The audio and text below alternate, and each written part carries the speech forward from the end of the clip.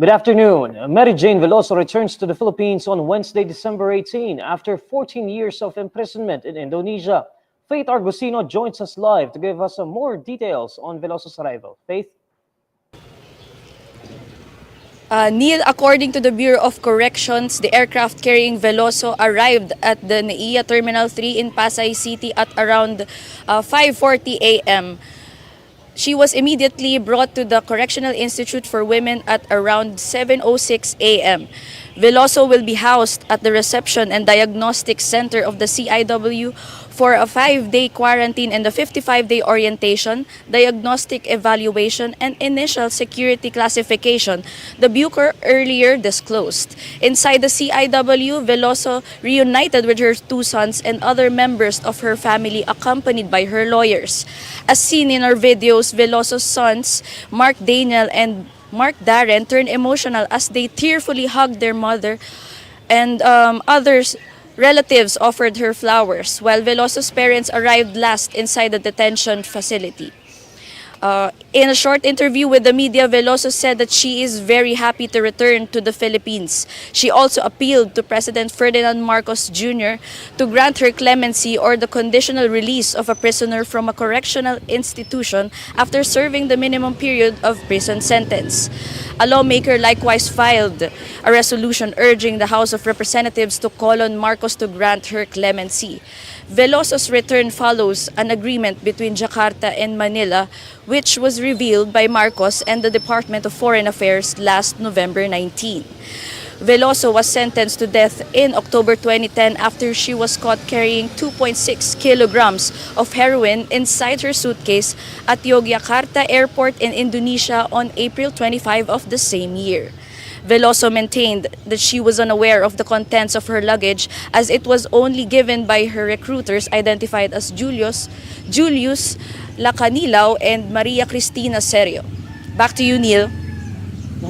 Faith, you mentioned doon sa report mo na there is a call from a lawmaker to grant clemency dito kay Mary Jane Veloso. Even Mary Jane Veloso herself has called on President Marcos to grant her clemency. Ano yung current stand ng palasyo regarding dito sa push for clemency para kay Mary Jane Veloso? Neil, kakaapila lamang ni Mary Jane Veloso kanina, so wala pang komento ulit ang palas. Pero sabi kahapon ni Executive Secretary Lucas Bersamin, tumanggi siyang magpahayag ukol sa susunod pang mga plano ng presidente ukol sa kaso ni Veloso. Okay, Faith Argusino, that is Faith Argusino reporting live regarding the Mary Jane Veloso case. Signal number 1 is raised in Surigao del Sur as Tropical Depression Querubin continues to move over the waters east of Mindanao, maintaining its strength.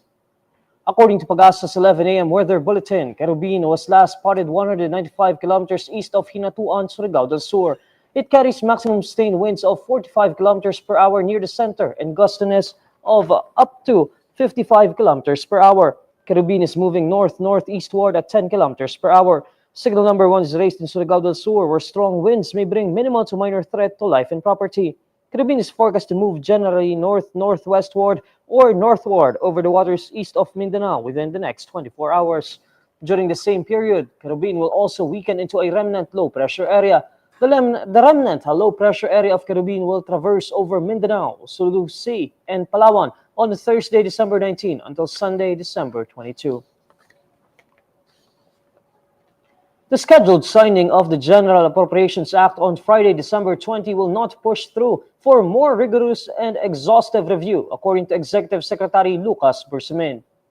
In a statement on Wednesday, December 18, Bersamin says President Bongbong Marcos is currently leading the ongoing assessment of the national budget in consultation with the heads of major departments.